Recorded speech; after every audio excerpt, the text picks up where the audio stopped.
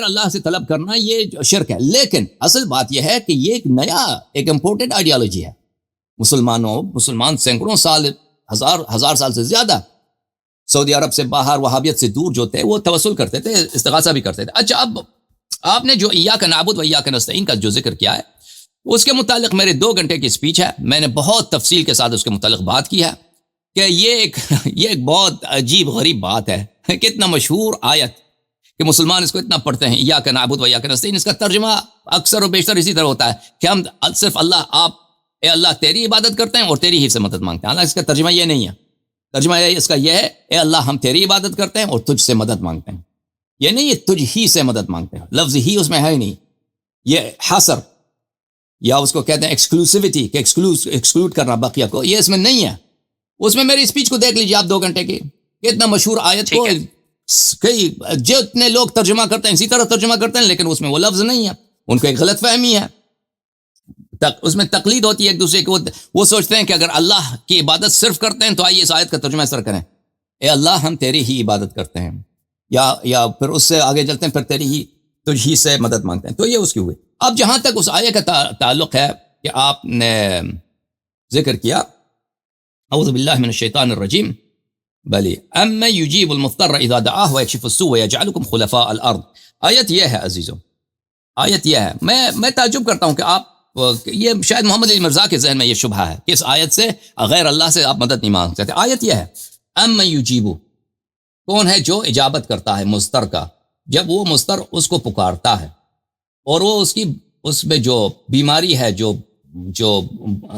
ضعف ہے, جو بدی ہے, اس کو رفع کرتا ہے. وَيَجْعَلُكُمْ خُلَفَاءَ الْأَرْضِ, اور آپ کو زمین کے خلیفہ بنا دیتا ہے. اِلَٰهٌ مَّعَ اللَّهِ, اللہ کے علاوہ کوئی اور اللہ ہے. قَلِيلًا مَّا تَذَكَّرُونَ, آپ بہت کم اللہ کو یاد کرتے ہیں. تو اس آیت میں کہ 2 حصے ہیں نا. ایک ہے یہ ہے, ایک شخص مضطر ہے, بیچارہ ہے, مسکین ہے, کوئی اس کا پوچھنے والا نہیں ہے, تو کون اس کی پکار کو سنتا ہے, پھر اس میں جو بھی اس کی بری حالت ہے اس بری حالت کو رفع کر دیتا ہے اور اس کو خلیفہ بنا دیتا ہے زمین کا. ٹھیک ہے نا, اللہ کے علاوہ کوئی اور اللہ ہے. ٹھیک ہے نا. اب اس کا جو پہلا حصہ ہے کہ اگر کوئی شخص بیچارہ مسکین ہے, وہ اللہ کے علاوہ تو پکارتا ہے, اللہ کے علاوہ دوسروں کو بھی پکارے نا, ہو سکتا ہے کوئی اس کی اجابت کرے, لیکن کوئی اس کو زمین کا خلیفہ نہیں بنا سکتا. بیچارے مسکین کو کوئی زمین کا خلیفہ نہیں بنا سکتا. ٹھیک ہے نا, یہ صرف اللہ تعالیٰ بنا سکتا ہے. ٹھیک ہے, تو اگر اس میں حصر ہے تو صرف اس بات پر ہے کہ آپ بیچارے مسکین کو, جیسے نمرود کے متعلق کہا جاتا ہے کہ نمرود کو اس کے ایک جزیرے میں وہ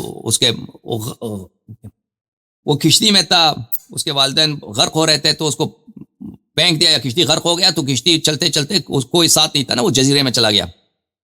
تو وہاں پہ کس طرح اس کی بڑھوتری ہو گئی, کس طرح نشو نما ہو گیا, پھر وہ ایسا بادشاہ بن گیا. یعنی اس کا یتیم بچہ, اس کا کوئی تھا ہی نہیں, اور وہ اس کے ماں باپ بھی غرق ہو گئے سمندر میں, پھر اللہ نے اس کو بچایا, پھر اس کو بادشاہت دی. ٹھیک ہے. اچھا, اس طرح ایک بہت ہی مسکین بیچارہ انسان کو اس کی بیچارگی رفع کرے اور اس کو بادشاہت تک پہنچا دے, یہ اللہ کر سکتا ہے. لیکن جہاں تک ہمارے مشکلات کا تعلق ہے, آپ اگر مسکین بیچارے ہیں تو کوئی شخص آپ کو ہیلپ کر سکتا ہے. یعنی اس میں کوئی ایسی بات نہیں ہے. رسول اللہ صلی اللہ علیہ وآلہ وسلم اللہ کے رسول ہیں, وہ اب بھی زندہ ہیں, وہ سنتا بھی ہے. ٹھیک ہے نا. اگر وہ چاہے جس طرح حضرت عیسیٰ ابن مریم علیہ السلام ایک اپاہج کو وہ شفا دے سکتا تھا, حضرت نبی کریم صلی اللہ علیہ وسلم عیسیٰ ابن مریم سے کم نہیں ہے, اب بھی وہ چاہے تو کر سکتا ہے. ٹھیک ہے نا. تو اس طرح کشف سوء وہ بھی کر سکتا ہے. ہمارا یہ عقیدہ ہے.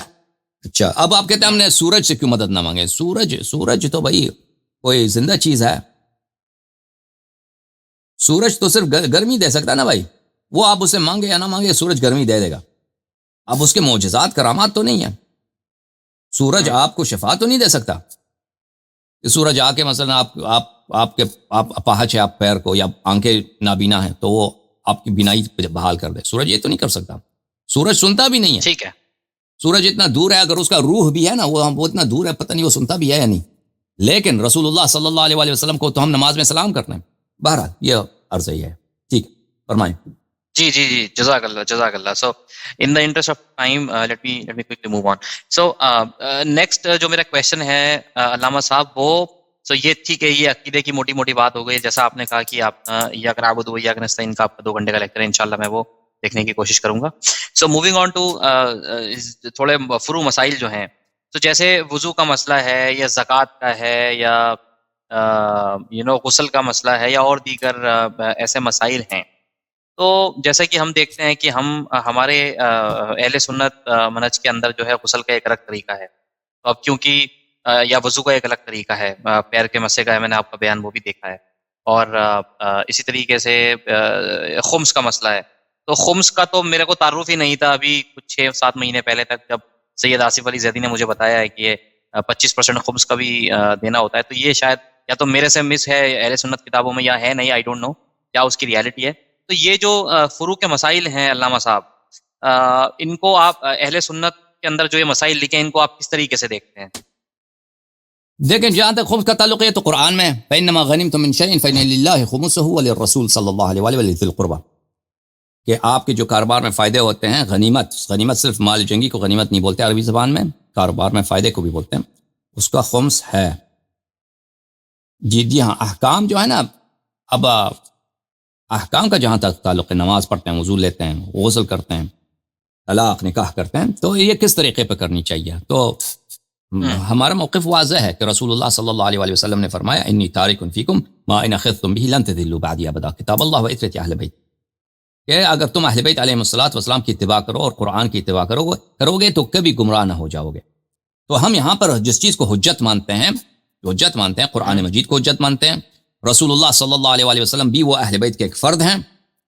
رسول اللہ صلی اللہ علیہ وسلم ہمارے رسول ہیں، وہ حجت ہیں. اور اہل بیت علیہم السلام کے احادیث ہم اس کو حجت مانتے ہیں. جو احادیث روایات ان سے ہم پہنچی ہیں، جو بے انتہا زیادہ ہیں احکام پر، حلال و حرام پر، اس پر ہم عمل کرتے ہیں.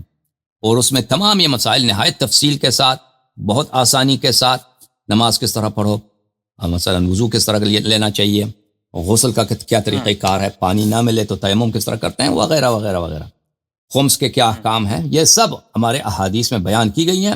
تو ہم جو طریقہ کار ہے ہمارا اہل بیت علیہ الصلوۃ والسلام کا ہے. اب ہمارا نظریہ بقیہ مکاتب فکر کے نزدیک کیا ان کا، ہمارا نظریہ یہی ہے کہ ان کے اعمال باطل ہیں، مگر یہ کہ ان کا اگر اتفاقاً کوئی ایسا عبادت ہے جو اہل بیت علیہ السلام کے اقوال کے مطابق ہے تو پھر صحیح ہے، والا ان کے اعمال باطل ہیں. جی ہاں، ٹھیک ہے علامہ صاحب. اچھا، اب میں دوسرے سوال کی طرف چلتا ہوں کہ جو یہ ماتم کا جو کانسیپٹ ہے اہل تشیع میں،